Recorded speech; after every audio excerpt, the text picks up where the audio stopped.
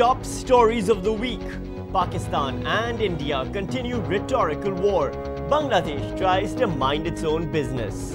And Iran sends satellite into space. It's one small step for Iran, one giant leap for paranoid Western overreactions.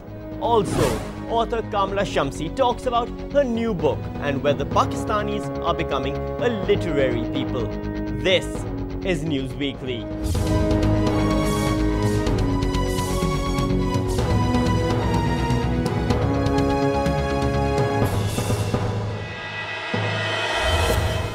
Good morning, good afternoon, and good evening, everyone. Thanks for watching or downloading or even web streaming this episode of News Weekly. However you got here, I'm just glad you did. As always, I'm Sami Shah.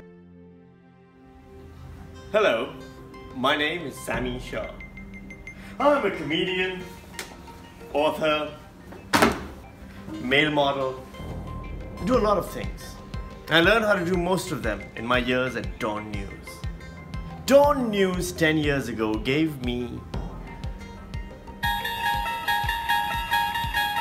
traumas. It also gave me friends, people I'm in touch with still, people I miss, people I talk to regularly.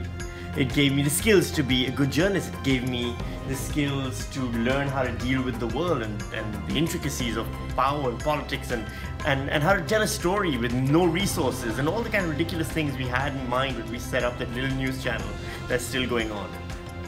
Mostly though, it gave me the lesson that the world doesn't need good journalism, politics and power. The world needs idiots and cupcakes. And luckily we have both. Happy anniversary, DawnNews.